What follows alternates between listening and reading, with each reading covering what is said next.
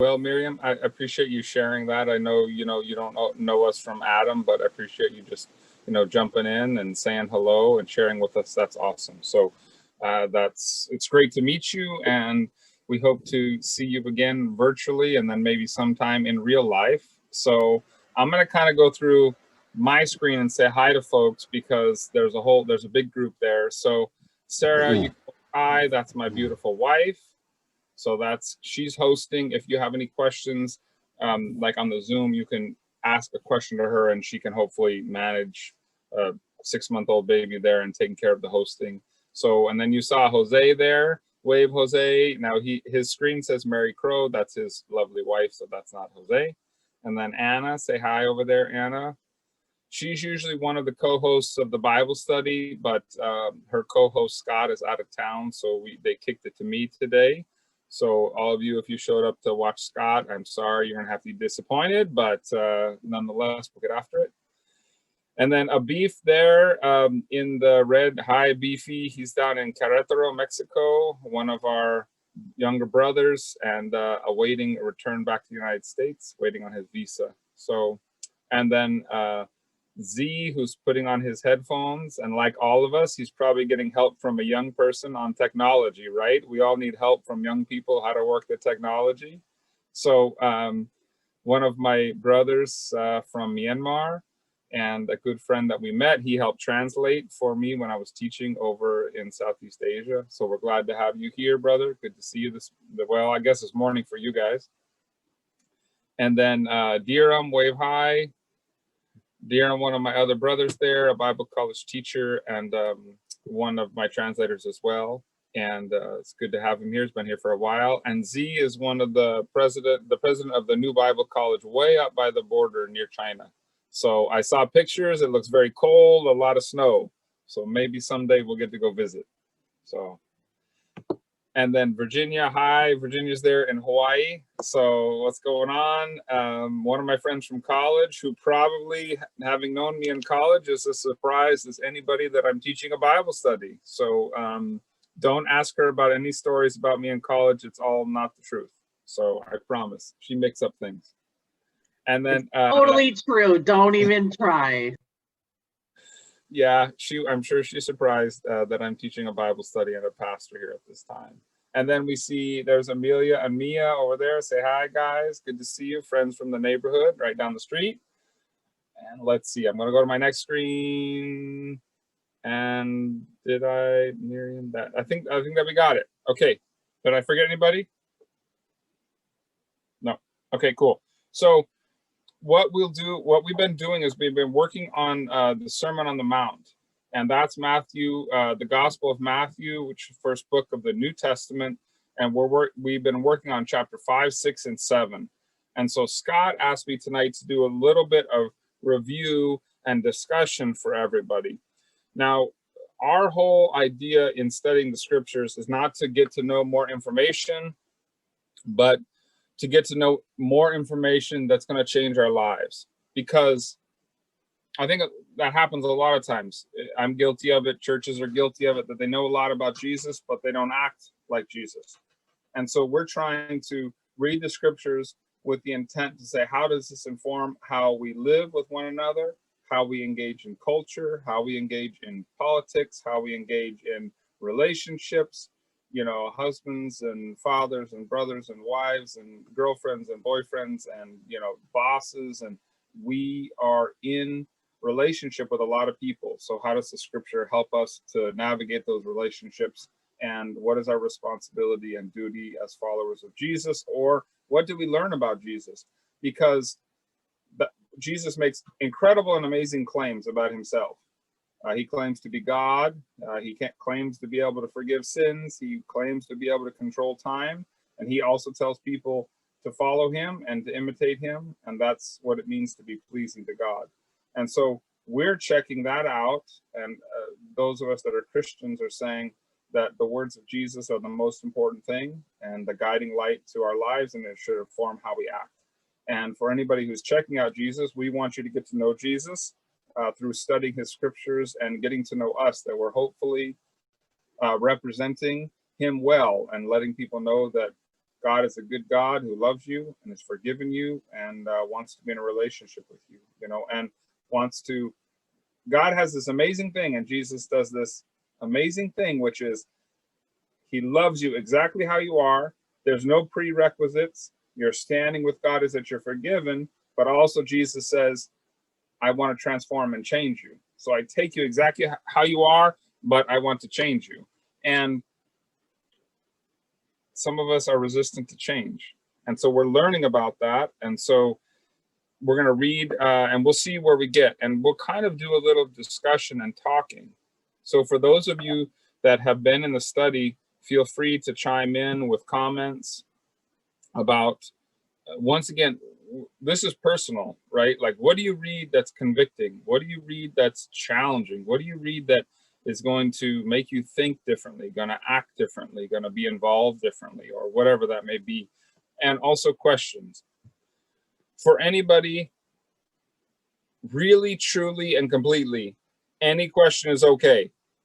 We're not offended. It's not a sign of bad faith.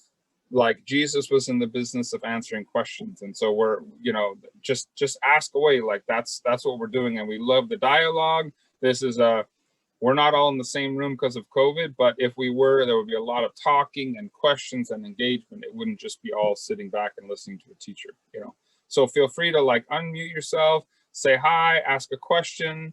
What about this? What about that? And we'll do that together, and we'll go from there. So is there anybody that would like to read a little bit for me, and maybe read the first chapter 5? We'll read verse 1 through 20, so we can get an introduction to what's known, the most famous sermon in the whole world. Anybody want to read and just get us a little bit of introduction to that? You can follow along if you want. If nobody wants to read, I'll do it, but you probably are going to get tired of my voice by the end of time. Anna, you want to read? Okay, so read 5 verses 1 to 20. This is Matthew, first book of the New Testament, and 5 verse 1 through 20. So go ahead.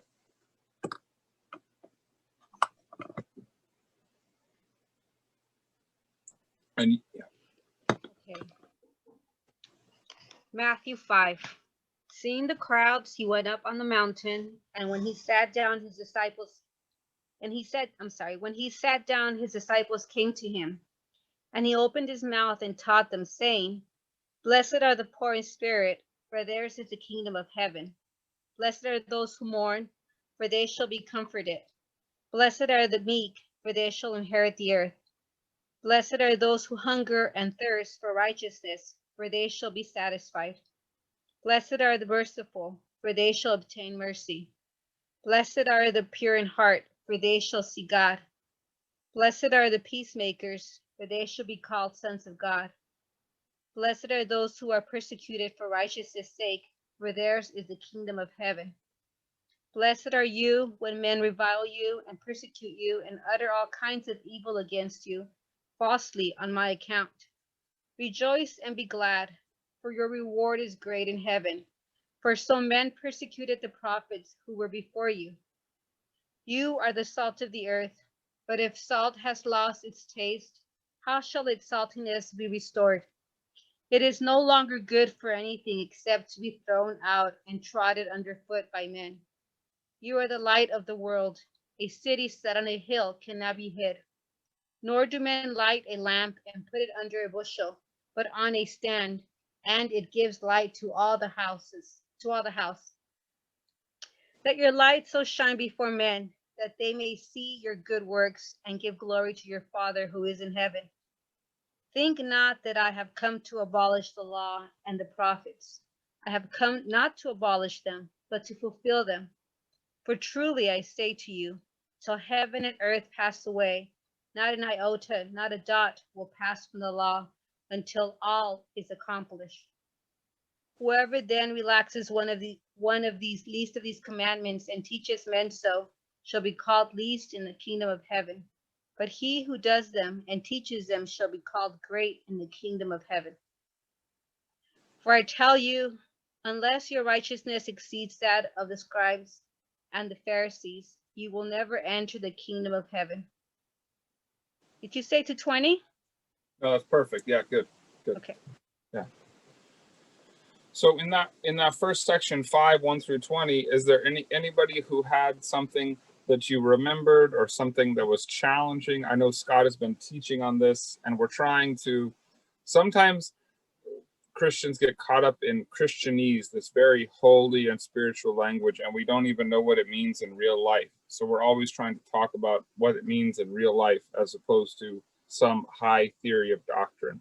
So anybody have anything in there that you remember, something that Scott was teaching about that you thought was important or critical, or something in there that's challenging for you, or a word for us or culture, or anything that wanted to share? And just kind of raise your hand or say hello.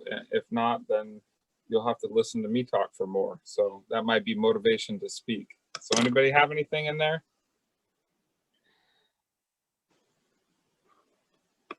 Oh, you got something, Jose? Yeah. First, well, it's just make a quick comment on what Scotty says. Let me on. There you go. Now you don't have to see my hand.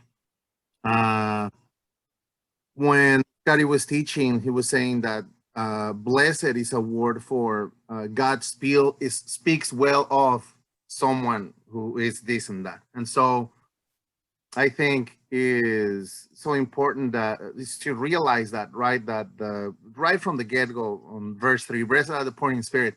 So God speaks well of the poor in spirit.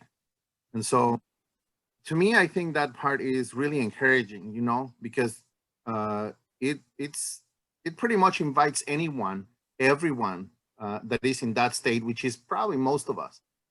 And so it's so inclusive that it makes a huge difference in people's lives. Is God speaks well of you, and that is such a countercultural. You know, it should be the exact other. It's the exact opposite, but not to God. To God, this is good, and so I just wanted to say that. Yeah, good. And if anybody else sees a hand up, let me know. So I'll say a couple of things interesting, that Jesus was a revolutionary, and he was two things, interestingly enough. The Romans reserved the death of crucifixion for two types of people: slaves or revolutionaries and rebels. And Jesus upset the apple cart. He was very against everybody in one sense, means he upset everybody.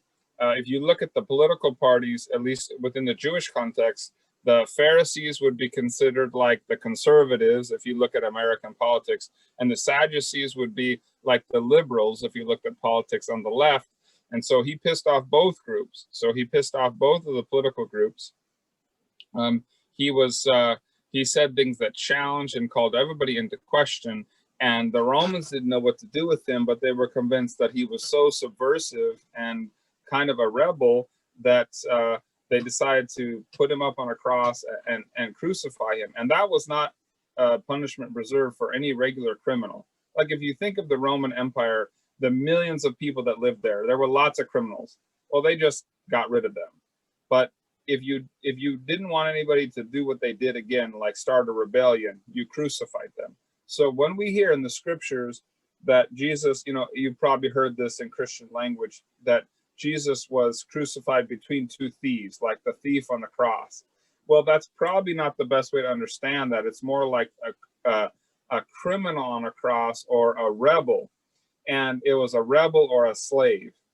And so this was a very demeaning punishment that was given to the worst of the worst people. And so you can know that the Jews wanted him to be crucified as a rebel or as a slave, and the Romans thought he was a threat. And so you can see right here, he's threatening the social order. He's revolutionizing the way people thought about God, what it meant to be acceptable to God, what God was asking of people, what it meant to be pleasing to God. And it was not going to really make anybody happy except for the true followers of Jesus that decided to do things his way, you know. And he just starts right in, no small talk, you know.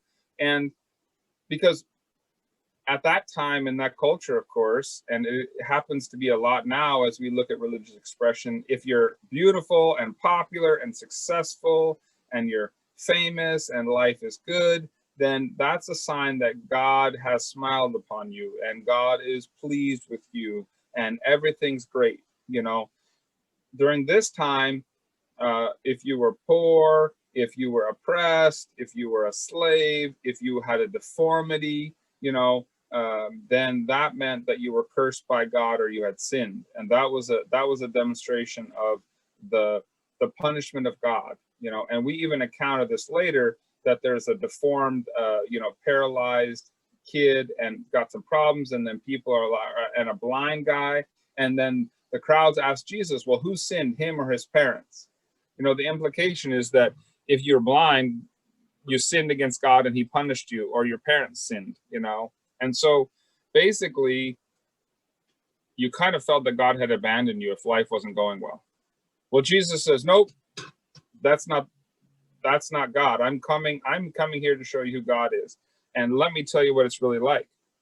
And so he just blows everybody's mind if they really paid attention to him, you know, because he's saying, blessed or good, God says good things about these people, not the rich, not the powerful, not the successful, not the good looking, but, oh, the poor in spirit, for theirs is the kingdom of heaven. Oh, well, we don't like to be poor in spirit. We don't like to be humble. We like to be boastful. We like to be rich. We like to be powerful, you know. And then it's interesting in verse 4, he says, blessed are those who mourn, for they shall be comforted. Well, we have an idea of comfort as like a nice, wonderful, warm blanket. But if you actually look at the word comfort in the scriptures and you look at the original meaning of that word, it means with strength. So it means blessed are people, or God will say good things about people who mourn, and he's going to give them strength, for they'll be comforted. Well, it's actually, if we were to fast forward ahead to like the Corinthian letter, where Paul is addressing the letter to the Corinthians, what Paul describes mourning as a little bit more interesting than even that we get here. It helps us understand what this means. So basically that Paul says, oh, aren't you arrogant? This is 1 Corinthians 5. You don't need to flip there. You can just listen. Aren't you arrogant? Ought you not rather to mourn and let him who has done this be removed from among you?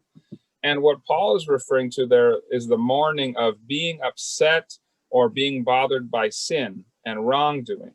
You know, there was a big bad thing that was happening in the Corinthian church, which there was a guy that was sleeping with his father's wife. Well, that's destructive of relationships. But they didn't seem to care. They were like, oh, no big deal. And Paul's saying, shouldn't you mourn? You know? And I think a lot of what Jesus can be saying in this is, shouldn't you be bothered by bad stuff? I mean, it's like, oh, it's no big deal. You know, that people that are concerned with sin and selfishness and destruction, that we ought to be bothered by it. And if we just take it like, no big deal, you know, like, oh, it's okay. And, you know, people are lying and cheating and stealing and betraying, and there's injustice done, and, you know, people are being oppressed, and people are, you know, babies are being left out to die, and, you know, women are nothing but property, and children are like slaves. And it's like, so what? I just want to get rich and have a beautiful wife and be successful. No big deal.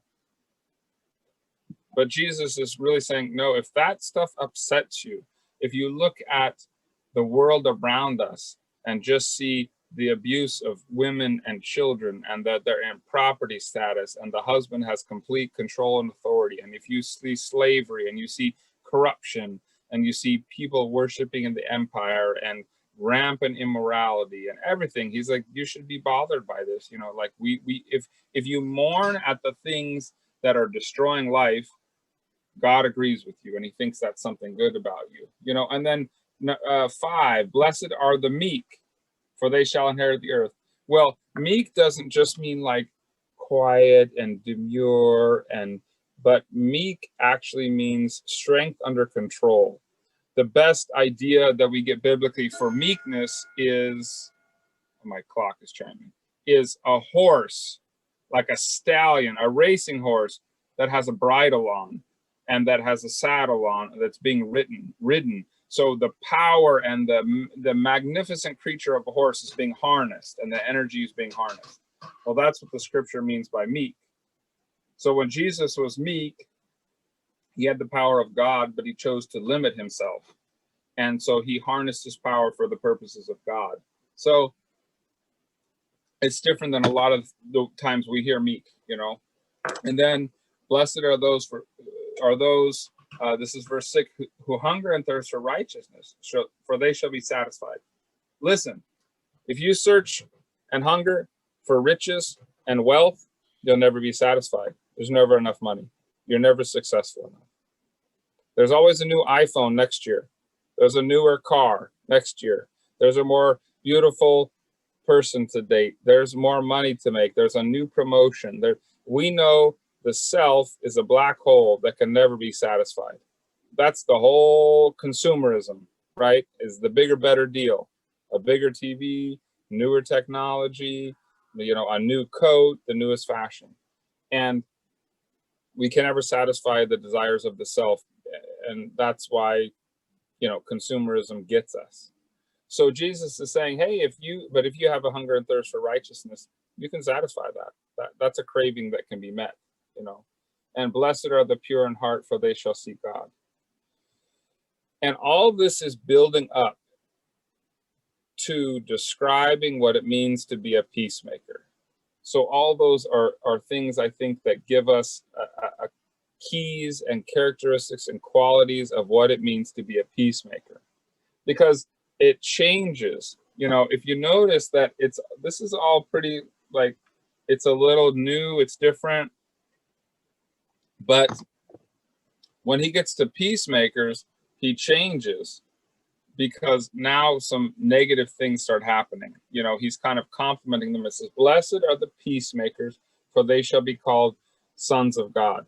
Well, Jesus is the Son of God. Jesus is the Prince of Peace.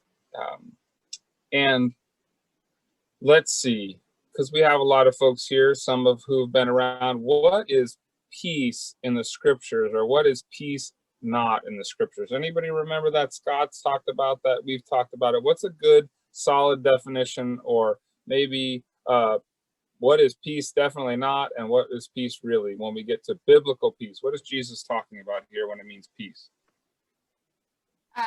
Jackie and with Sarah. Sorry?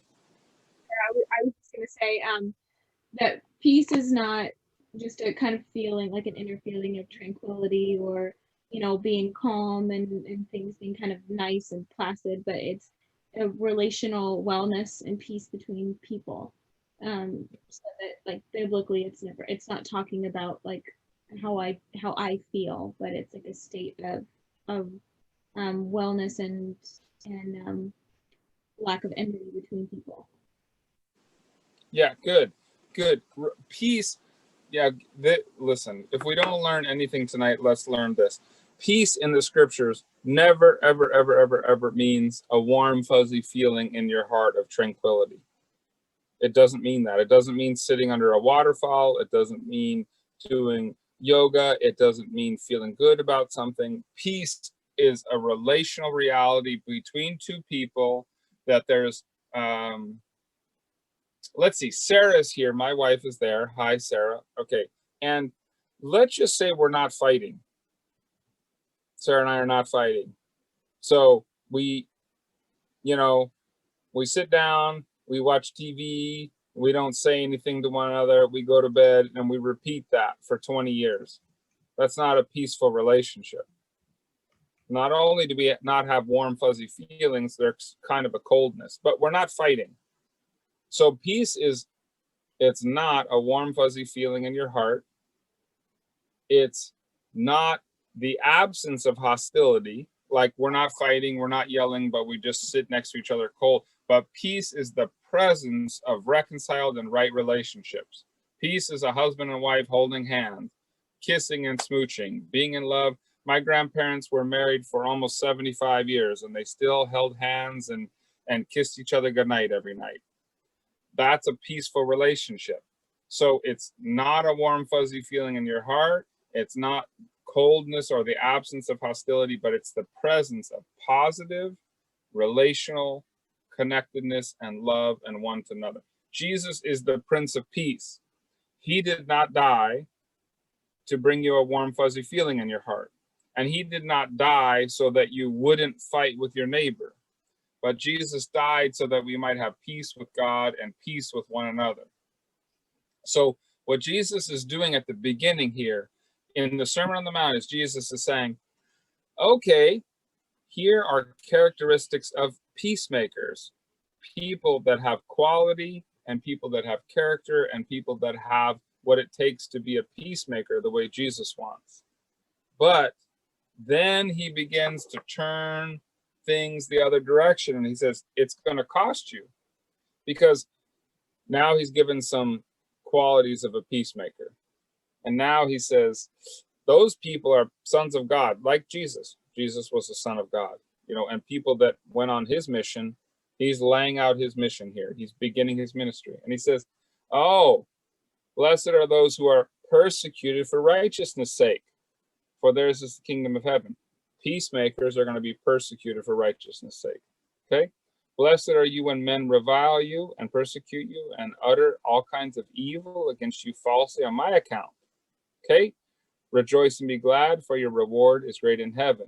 For so men persecuted the prophets. The prophets were agents of God. The prophets were people whom God sent to help other people understand who God was and communicate his message.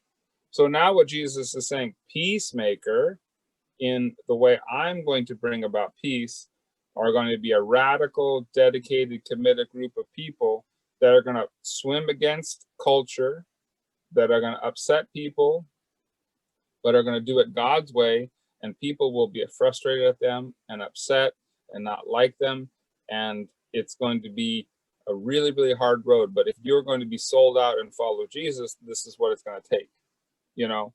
And it's so he's comforting people right away to be able to say, hey, if you're bothered, you know, you look at the world, and the Roman world is you know, children were property. The adult male had complete power and authority in a Roman culture over their child for as long as they lived. I mean, the head of a Roman household could kill their son or their children anytime they wanted, as long as the father was still alive. Women were just property. They were just around to help bring about the procreation of the species, and they couldn't testify in court. They couldn't own property or inherit property or have businesses or have anything. You know, they were second-class citizens at best, basically just something. And men, that is one of the reasons why Jesus was so incredibly revolutionary, because he changed the relationship to women and children, right? Immorality was so rampant in Roman culture because your wife was just about giving you children. So if you own slaves, you know, you could have your way with them sexually, and whether that was male or female or whatever, because that's where you got your pleasure. And then your wife was just for bearing children, you know. So women had no status in culture. Children had no status in culture. Slaves had no status in culture. Only successful, wealthy people in power, you know. And Jesus comes and just he says he revolutionizes this. He changes how children are looked at. He changes how women are looked at, and he brings women in as disciples. And he says, remember, a woman couldn't testify in court. Their testimony was no good. But Jesus first appears after his resurrection to a group of women, and those women go in, and he says, go and tell my disciples, the guys, that I'm alive. So now these men have to face the fact, oh, we have to listen to a woman's testimony about Jesus, our Lord and Savior, being resurrected. They probably didn't like that very well, but it changed everything, turned it upside down and inside out. But those are peacemakers, and that's how Jesus is changing things. Did somebody have a question or anything in there? I didn't know if I heard. Okay, so good. So then he's going to carry on, and then if you have questions or comments or something comes to mind that Scott was teaching, let me know. So You're the salt of the earth. If salt has lost its taste, how shall it be restored? It is no longer good for anything except to be thrown out and trodden underfoot. You are the light of the world. A city set on the hill cannot be hid, nor do men light a lamp and put it under the bushel, but on a stand, and it gives light to all in the house. Let your light so shine before men that they may see your good works and give glory to your Father who's in heaven. Oh, this is a big verse. If you've ever heard the Old Testament, if you know the 10 Commandments, right? There's one of the commandments in the Old Testament that Moses gives is, do not take the name of the Lord your God in vain. We've all heard that, right? Heard the 10 Commandments. Everybody nod your head. We kind of know what that is like. A lot of times people think that means don't swear, like don't say gosh darn it, or don't curse. But actually that commandment is connected right here to this verse in 5:16. Let your light so shine before men that they may see your good works and give glory to your Father who is in heaven. The actual commandment in the 10 Commandments is don't carry the name of the Lord in vain, which means, like for instance, I have a cross on my necklace, which indicates Christianity.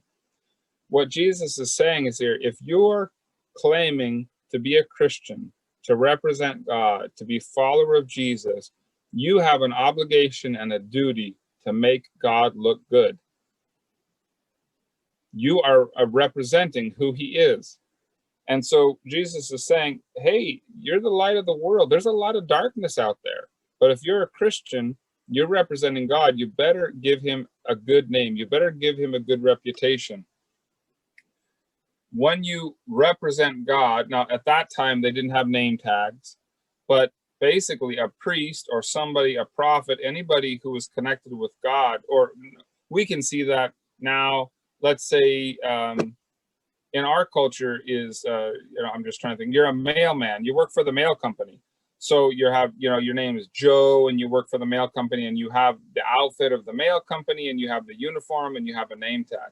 Well, your employer is going to say, when you wear that outfit and when you wear those the USPS, US Postal Service mail, and you're representing the company and you need to make the company look good.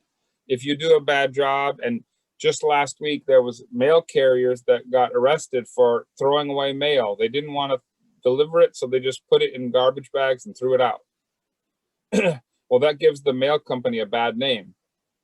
That's the same idea it is for Christians. The same idea of the 10 Commandments is, if you claim to represent God, you better do a good job and make him look good, because you give glory to your Father's heaven. When people look at you and they see what you do, you're either making God look good or bad. That's why it's so terrible when you see something like somebody in the church, a pastor or a priest or somebody that steals or lies or cheats or abuses somebody. It's all the worse because they're claiming to be representatives of God. All right, so let's go on to verse 17. So I think that I have not come to abolish the law and the prophets. I have not come to abolish them, but to fulfill them. For truly I say to you, till heaven and earth pass away, not an iota, a dot will pass away until it is accomplished. Whoever then relaxes one of the least of these commandments and teaches men also shall be called least in the kingdom of heaven. But he who does them and teaches them shall be called great in the kingdom of heaven. For I tell you, unless your righteousness exceeds that of the scribes and the Pharisees, you will never enter the kingdom of heaven. So the scribe, V, go ahead, Virginia. I think this really resonates with me, just because people create their own reality and what's okay and not okay, and moral compasses just like slowly get more and more away from God. And so it's like trying to bring people back to where it really is supposed to be happening is so important, especially now in these days. Yeah, and that's a great point, that the scribes and the Pharisees were people that were supposed to represent God to the average everyday people, to represent him, to try to let people know what it meant to be pleasing to God and what God wanted from them, you know. But they became so drawn into a world of power and politics and legalism and technicality that they were horrible representatives of God, you know. It's kind of like today, I think that people have that view of Christians. They're judgmental and they're hypocritical and they don't want anybody to have any fun and they're just party poopers, and you know, that's kind of who a Christian is. I get that all the time when I ask people, judgmental and hypocritical. And so the Pharisees and the scribes had a job. They were actually originally supposed to be folks that let people know who God was. Hey, God loves you and he cares about you. But what they got to be finally when Jesus was around is just a bunch of people that made you follow rules, and then if you didn't follow the rules, they judged you and say God hated you, and they were legalists, and they were only in it for the money and the power and the prestige, and they really weren't representing God very well. And they weren't really showing people what God wanted. They weren't good messengers of God, you know. And so their way of being righteous was just following rules and following technicalities and saying they got into absurd and silly ways of trying to observe what God had said. So we'll go back to the 10 Commandments, and one of them was, you know, don't work on the Sabbath. You know, keep the Sabbath day holy. Is one of the God rested, and so we're going to keep the Sabbath day holy. Well, what the scribes and the Pharisees did is they had little tricks to get around that rule. And so they would say, well, if your mule falls in a hole on the Sabbath, you can pull him out. But you can't cook for your family on the Sabbath. And they would say you could only walk a certain amount of distance on the Sabbath from your home. And so this is one of the silly things. So they would say, well, on the Sabbath, you're not allowed to work. That's a commandment of God, and you don't want to upset God, and we want to be righteous, right? So what we do is on the Sabbath, we won't work, and we can't walk more than a mile from our home. Otherwise, that's working and breaking a rule. So what the Pharisees would do is they would take little things from their home, like here's my water bottle. So let's say I wanted to go and visit Z, right? Z, wave your hand. Okay, I want to go visit Z, but he lives up in the north, okay? But I want to go visit him on the Sabbath, and he lives 12 miles from me. But I know I can't do any work on the Sabbath, so I can't walk more than a mile from my home. So what the Pharisees would do is they would take something from their house, like this water bottle, and they would put it 1 mile from their house. And they would take something else, and they would take their hat, and they would put it a mile from the water bottle. And then they would put a sandal a mile from that. And so what they would do is they would allow themselves to walk more than the allotted mile because those things were from their home. And so it was a way of getting around what God was really after in a technical way to serve themselves. Does that make sense? Like it was just all became about rules and regulations and legalism. So I could say, yeah, I walked 12 miles to visit Z, but I walked by 12 of my own things, like my Bible and my shoe and my hat. And so I never broke the rule of the Sabbath. Well, to the Pharisees, that meant being righteous before God. You mean following rules and being technical? And then Z, but they'd say, let's say Z, you want to go visit your mom and she's sick and you wanted to bring her some food because she's sick and hungry. But if you walked 2 miles on the Sabbath to go visit your mom, to bring her some food and to comfort her, they would look down on you and they would say, he's breaking God's commandment. He's breaking God's rule. So they could walk 12 miles to go to a party and it's fine. And if you walked 2 miles to visit a lonely person or somebody in prison or to love somebody, they would say you're not righteous before God. And you see how that's twisted?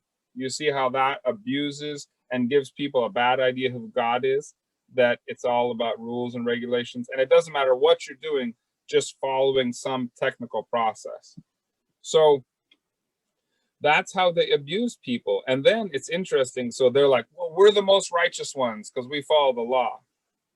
Jesus is saying, you can be more righteous than that. And I'm going to show you how. It's not about following rules. It's not about regulations. It's not about cursing. It's not even about the things that you've done wrong in your life. It's about something way entirely and completely different. And so this section is all about, he's trying to help people understand a little bit better what it means to represent God, to be pleasing to God. And he's giving hope. And he's saying, hey, you haven't been good at following the rules. You've done wrong things. You think the Pharisees know what it means to please God. Nope, they don't. I'm going to tell you. I'm going to tell you all the things you've heard, and I'm going to give you an updated Jesus version that makes a lot more sense and that is really doable. All right. So it's 8 o'clock or a little bit after. Let's take about a 2-minute break. Get up, stretch, grab some water, use the restroom if you want, and we'll come back and finish up a little bit more. Always comments and questions welcome. So, stand up, move around, whatever you need to do, and then we'll get back to it. So we usually take a break about halfway through. So take a little breather. I'm going to stand up too. So enjoy it.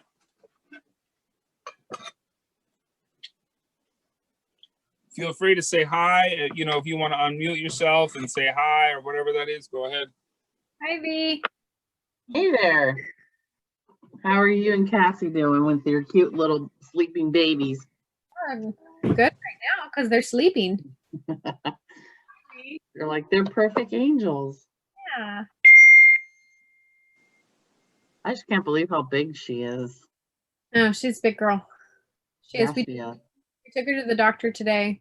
And she's actually doing a little bit better. So she was in like the 90th percentile for like height and weight. Now she's like 33rd for weight, 76th for height, and then 98th for head circumference. So Does have a big head. yeah, She has a big head. Yeah. Then you got Chunkamunk over there, Rocky. Mr. I'm 3 months younger, but the same size. He weighs the same as Maddie does. I And know, it's so crazy. Oh, Yeah, I think he's like 25 plus and just Oh, Hi, girl. she's like, what's going on? and then she got shots today, so she's a little sad. Oh, poor thing. We had back at church there, they're having childcare again. So the past like 3 weeks they've had it. So I've been so excited because I get to go hold the babies. Get your baby therapy. Get my baby therapy. So it's nice. I got to hold one. She was sleeping on Sunday, so that was nice. Went to my job today to drop off some things, and the ladies in the office wanted me to just take him out of the car seat and hold him, like so they could see him from the office. That's so cute. I think it's kind of funny because I never knew what my normal temperature was through this whole COVID. It's like 97.5 is like my normal temperature now. So I know that now. That's good to- Yeah. Everywhere I go, they want to take my temperature. So yeah. So you have these two big bruisers, and then you have Julia right there. I know she's so small. She's not Let's see. actually terribly small. She's She's so cute. normal. She's like 50th percentile for everything. She's just compared to these monsters. Right, that's true. You have a point there, Mary. Like, it's so small. No, you're just She normal. She is a little petite pixie compared to everyone else. Yes. Yeah. How's That's she true. doing? Good. How are you doing? We're good. Not bad, actually. She sleeps pretty well. She gives us about 5 hours at a shot most nights, so it's not bad. That's not bad. Yeah, it's doable. So let me see. I think most people are back. So let me ask Miriam, do you live in LA, or where are you from?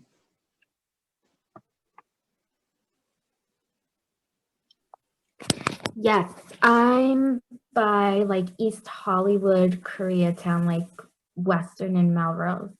Okay. And are you from the West Coast originally, or how did you end up in this neck of the woods? I was born here, but my parents were both born in Ethiopia, but my dad's family is from Yemen. Okay. Okay.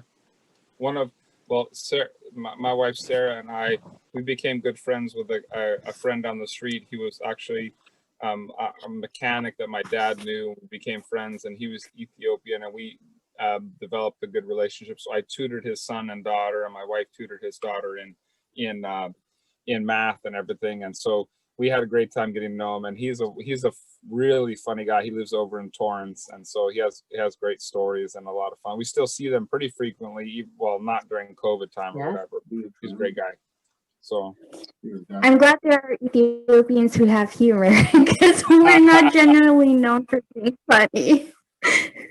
and then he was telling me about the naming of the sons. So the first name passes to the last name, the last name to the first name. Is that how it goes? Yeah, exactly. Yeah, that's what happened with mine. Although that's not as common now, but my last name is actually my father's first name. Right. Okay. Yeah. So that was it was interesting learning that. And so his son Isaac, and and then his daughter's actually Sarah, and then my Sarah. So and she comes over for Halloween, but of course we won't be able to do that this year. So Z, there's somebody in the background. Yeah, Z, is that who's in the background waving at us? Z.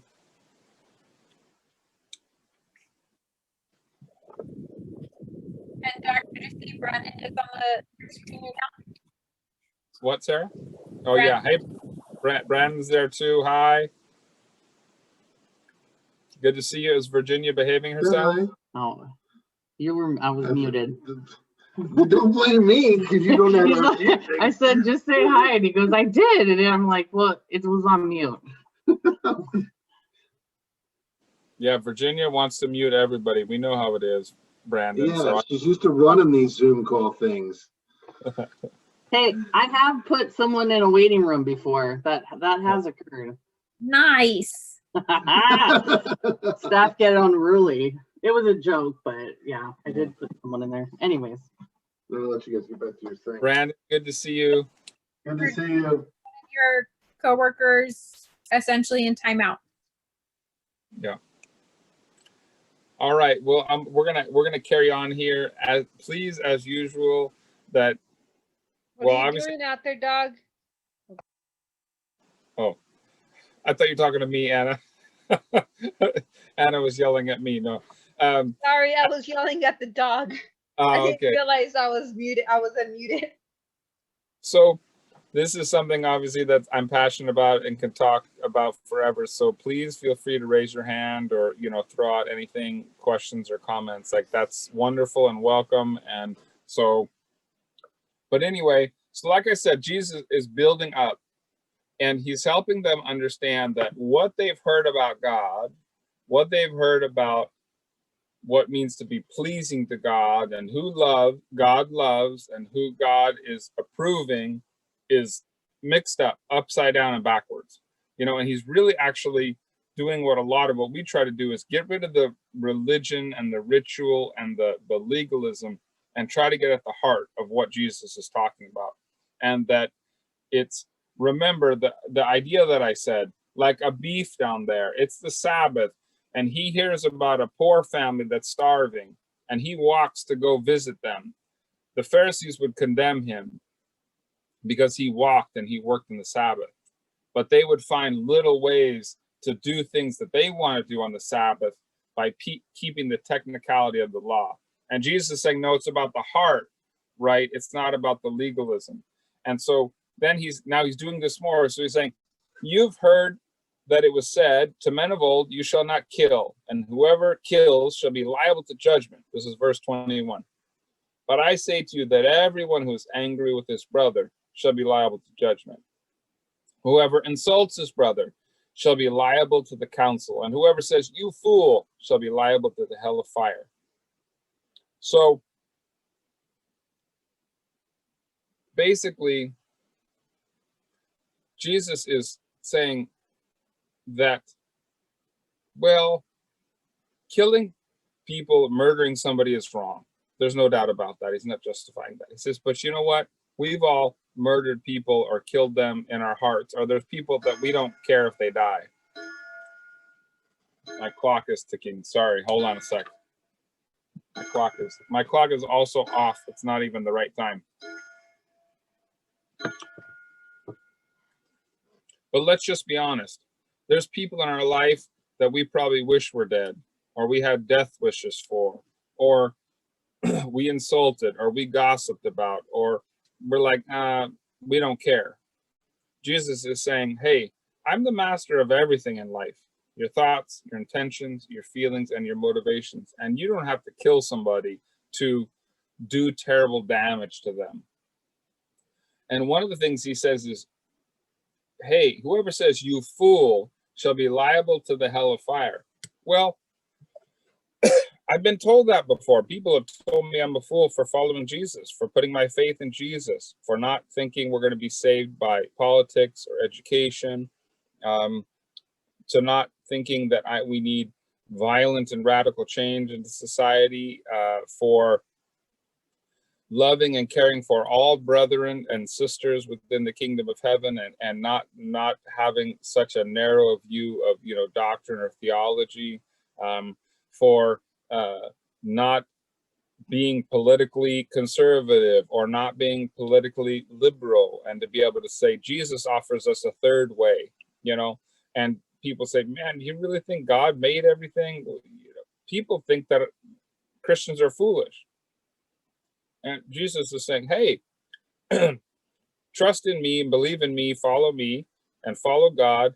Be peacemakers the way I want you to. But you know what? People are going to call you fools. And Jesus is saying, hey, that's dangerous. If somebody is following me and listening to what I say, don't call them a fool, you know. So then he says, so if you are this is verse 23, if you are offering your gift at the altar and therefore remember that your brother has something against you, leave your gift there before the altar and go. First be reconciled to your brother, and then come quickly and offer your gift. Okay? Listen, the most important thing for religious Jews at that time was ritual, was following the religious order, was making the right sacrifice, was putting how you were pleasing. Here we go, guys. When you're pleasing to God, you make a sacrifice on the altar. Jesus is saying, hey, you've heard it said this is what it means to be pleasing to God. Oh, so Jesus says, if you're taking your gift on the altar and you remember that your brother has something against you, you remember that you're unreconciled, you remember that you're not at peace, you remember that you've, as he just said, insulted somebody or called somebody a fool or is angry with somebody. Those are what he just said. Stop doing the religious thing. Stop following the rules. Stop doing the ritual. That is not as pleasing to God as going to your brother and getting reconciled. Boom. It's like that is blowing people's mind, and it should, because we can get it mixed up and twisted and messed up as well. Jesus is now talking to people. What's pleasing to God is when you reconcile a broken relationship. Whoa, this was a revolutionary message to the people of that day. And he's going to say this more and more. As you get to know Jesus, you're going to learn. He says at one point, I desire mercy and not sacrifice. He's telling them they've gotten far away from what it means to be loving and caring and pleasing to God. The scripture is primarily about relational truth, not fact, not perfect interpretation and understanding, but relational truth. And that has a truth that transcends some technicalities to it. It's kind of like if my wife and I have been fighting I'm picking on my wife a lot because she's here, and that's just, there we go. I have a wonderful wife, and so we've been fighting, and you know, we've been cold, and things aren't great, and but it's our anniversary, so I'm gonna go out and I don't know. Let's see, what would it be? I'm gonna go out and get her a ring for our anniversary. Stop! Don't go get her a ring. Go back and meet with her and reconcile and apologize and ask for forgiveness and have a sorrowful heart and take care of business. She probably doesn't care if you get her a ring. She cares if you're kind to her and you're nice to her and you respect her and you ask for forgiveness and you don't go angry with her and you don't insult her and you don't call her a fool. That's more important. That's more important to a relationship than an action like buying a ring or buying flowers or doing anything else. The relationship means something deeper and more significant than any specific set of rules or anything like that. And then so Jesus continues. Did you want to say something? Oh, no, I was just saying, I've never thought of it in that context. That is such a good example of what Jesus is trying to get to there. Is that, okay, what's really important to the Lord? Is your gift important to him, or is his ministry of reconciliation and right relationship important to him? So that's just such a, I think, an easy, like tangible example. Good. Thank you. So then verse 25, make friends quickly with your accuser while you're going him to the court, lest he hand you over to the judge and the judge to the guard and be put in prison. Truly, I say to you that you will never get out till you've paid the last penny. You know, I think one of the things we have to do with Jesus as well is realize that there can be sarcasm and there can be hyperbole, and he's making cultural references to them to just show a point and to drive a point home, you know. And it's kind of like, hey, like there's something greater at stake here, you know, and you have to find a way to cut through a lot of these things, and that's what he's doing here. So then he's going to continue, and he's going to say, remember, this whole theme is, you've been told by the religious priests and the people that claim to represent God who God is, what it means to be pleasing to God, and what God wants from you, you know, and it, you know, what God thinks of you. And Jesus is saying, get rid of all that. So he says, you have heard that it was said, you shall not commit adultery. But I say to you that everyone who looks at a woman lustfully has already committed adultery with her in his heart. Oh, so Jesus is claiming dominion over every part of life. Because, well, you could say, oh, you know, hey, this is a Bible study and we're all adults here, right? So we'll say, well, you know, this can be a way of technically get around something. Yeah, I didn't commit adultery. I didn't sleep with everybody, but I go to a strip club every Friday night and I look at women. But I can say to my wife, I didn't commit adultery. I didn't cheat on you. No. That's, Jesus is saying, hey, the relational sanctity, the relational connectedness is broken through an act like that. That it's not just about the technical committing adultery, but it's the relationship is bigger than that. And it's kind of, you know, it would just be like very unsatisfying for a husband to say to his wife, well, I haven't cheated on you, but I go to a strip club every week. I don't think any wife would be satisfied with that. But the husband can say, hey, technically I didn't cheat on you. Jesus is saying, nope, there's something more significant relationally than just this technical aspect of things. And Jesus is saying, I want to be Lord and Savior of your whole life. And there's no way out of it. You know, the heart, the mind, the action, everything is important to me.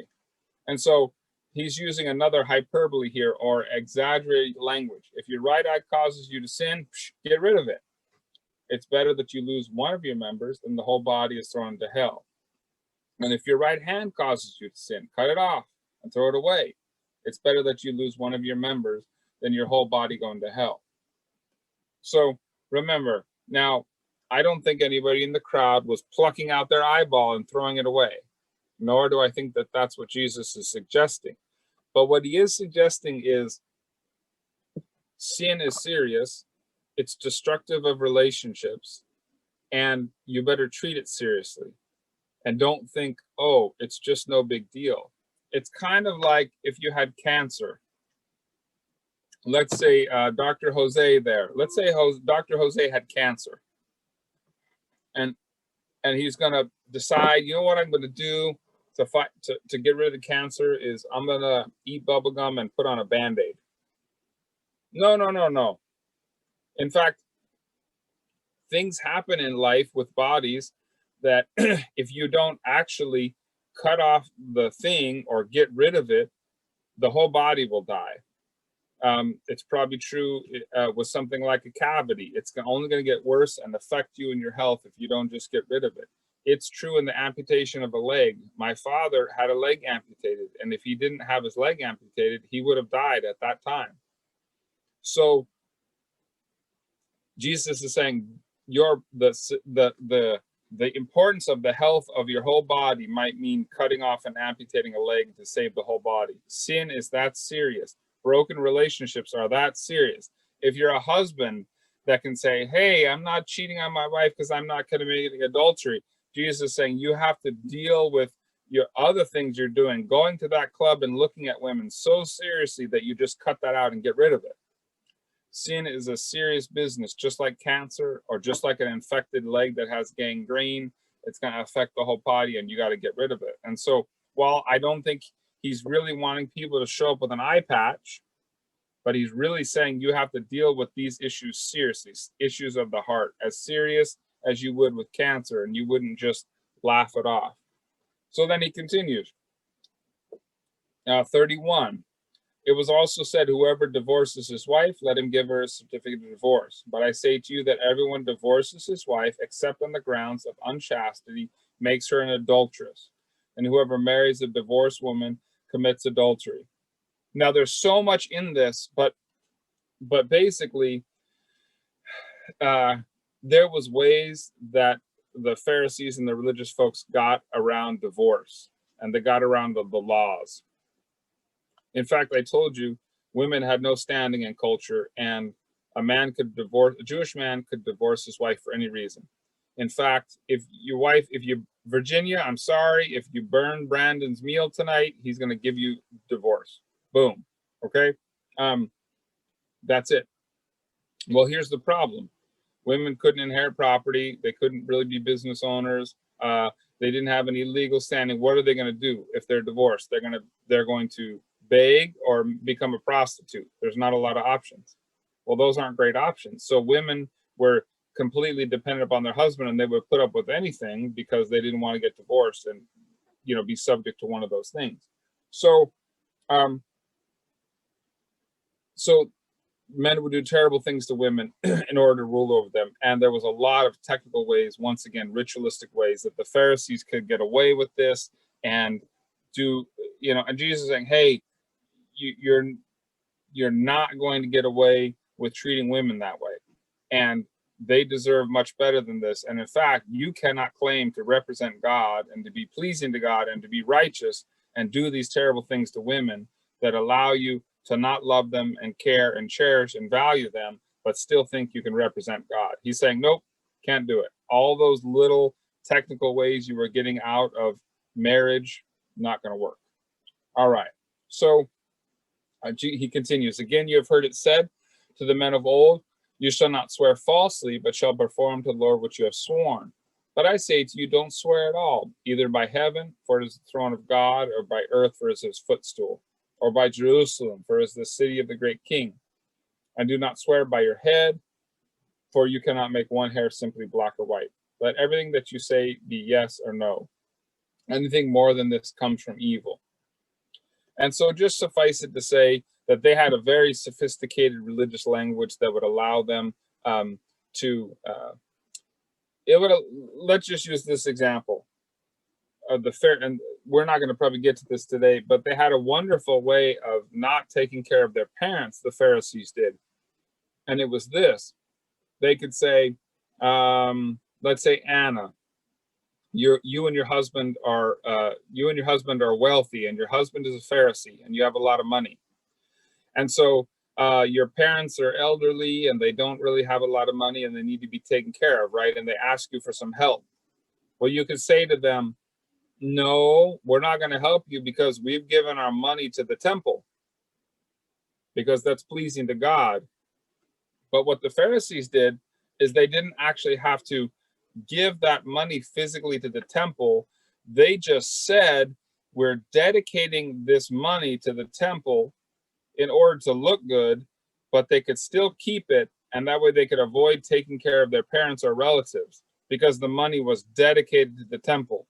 So they kept their gold, they stayed rich, they stayed wealthy, they, according to the laws, they were pleasing to God and fulfilling, and they were loving God in the temple, but it avoided them having to sacrifice or give anything to their parents.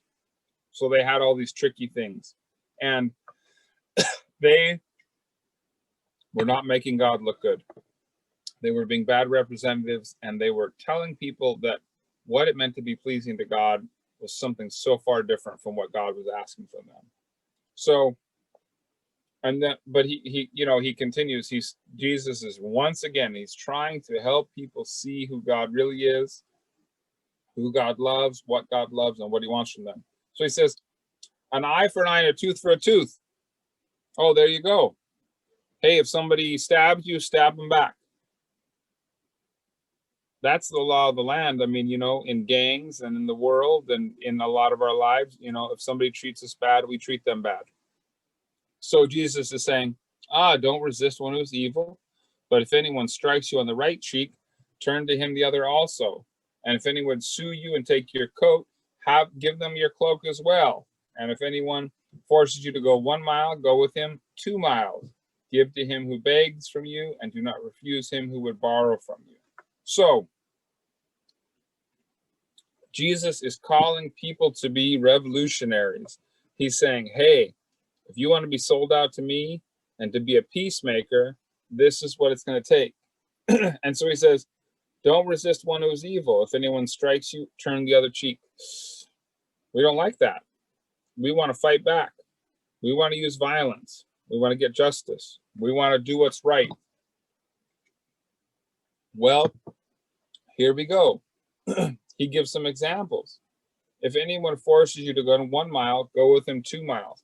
Well, the Romans, the soldiers, who were the occupying force in the territory, who were ruling over the Jews and squeezing them to death and oppressing them and enslaving them and doing terrible things. A Roman soldier could walk up to anybody, and he's a soldier, he's in power, right? He would say, a beef, I want you to carry my stuff for 1 mile. So a beef is just some random guy. He's sitting there, and a Roman soldier walks up and say, a beef, I want you to carry my backpack. And he would just make him essentially like do whatever he wanted for 1 mile. That was the law. That was what Roman soldiers could do. But here's what Jesus is saying. You, to be pleasing to God, to be a peacemaker, have an obligation even to a Roman soldier, the opposing oppressive force, to show kindness to him. And if that Roman soldier forces you to carry his backpack or his food or his sandals for 1 mile just to humiliate you, you know what you do? If you want to represent God, you carry the stuff an extra mile for him just because you're going to show him kindness and grace and mercy.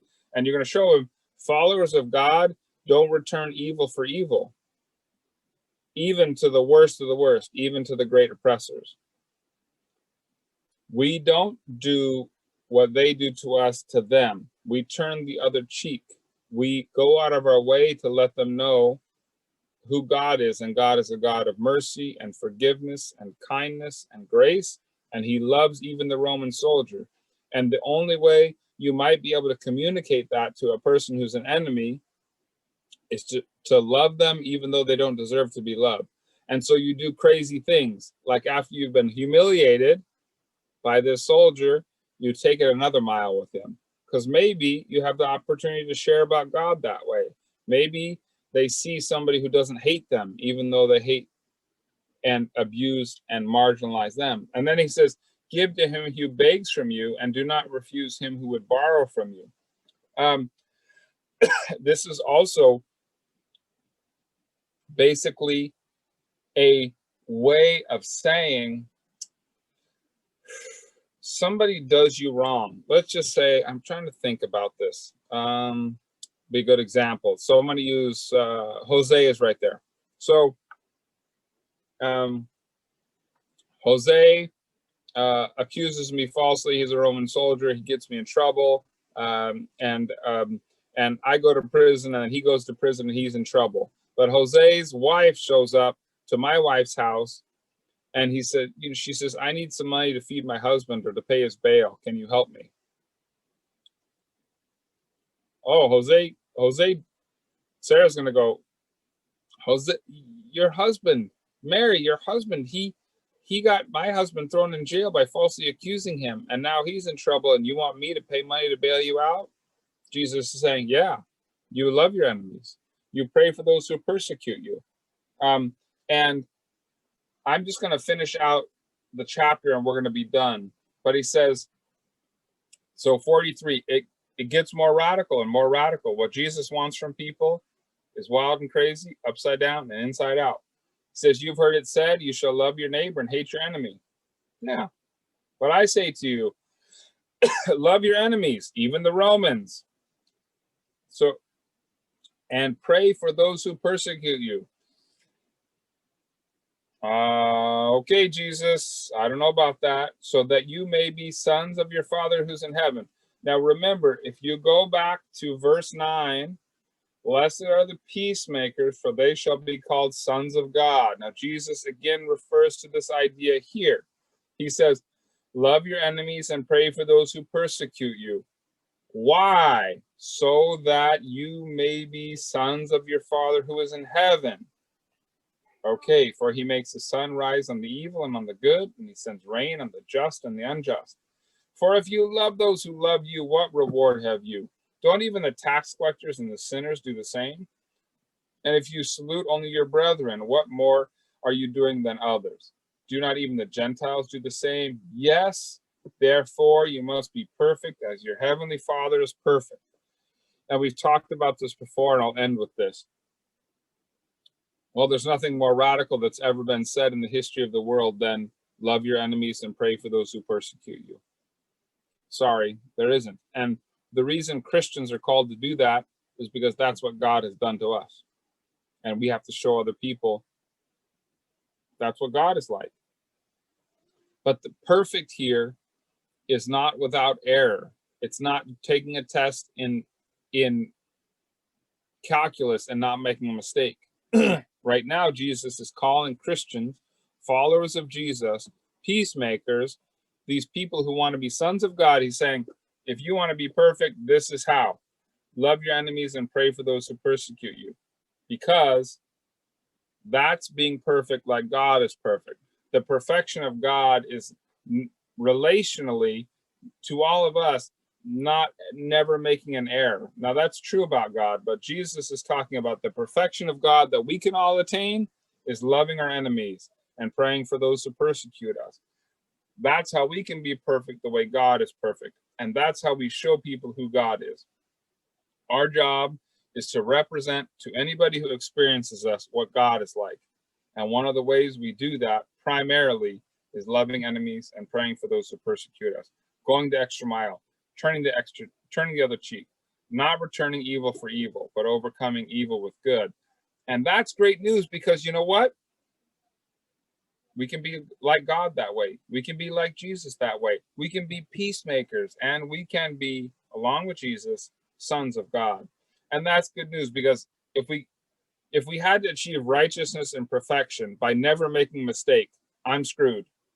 I couldn't even make it through the rest of the night probably. But perfect like this, it's costly, it's hard. People are going to call us fools, but it can be done, and we can be imitators of God. And so that's just one chapter, and there's so much, but we'll carry on with this next week. We'll probably maybe turn it back over to Scott. I don't know if he's going to be home. Otherwise, we'll continue and do chapter 6 and 7. So for everybody, of course, if you have comments and questions, feel free to share them. We'll leave the lobby open for a little bit in case that happens or people just want to visit and read Matthew 5, 6, and 7 for next week, or read the whole Gospel of Matthew, and we have these Bible studies every Thursday night. And then we also have a Sunday morning. Well, some of you can't make it because you're all the way over in Myanmar, but we have a Sunday morning Bible study and coffee and donuts where we get together and do social distancing. So if you're in the LA area or the neighborhood, you want to come by, come and visit. So anyway, thanks for listening to me tonight. And I hope that we have some ways that we can go about our week and our days and being representatives of Jesus that are a little bit better, and that we can be convicted and helped by these things. So thanks for hanging out. Good to see everybody. Feel free to hang out and talk. Come see us Sunday. If not, we'll hopefully see you all in the Zoom study next week. So Good night, everyone. good night, Virginia. I know it's late. You're on the East Coast time, so thank you. Yes, for. and I gotta get up early to actually go into the office. Maybe. Oh, good luck. Yep. Take care, everyone. Thanks, Jack. It was a great message.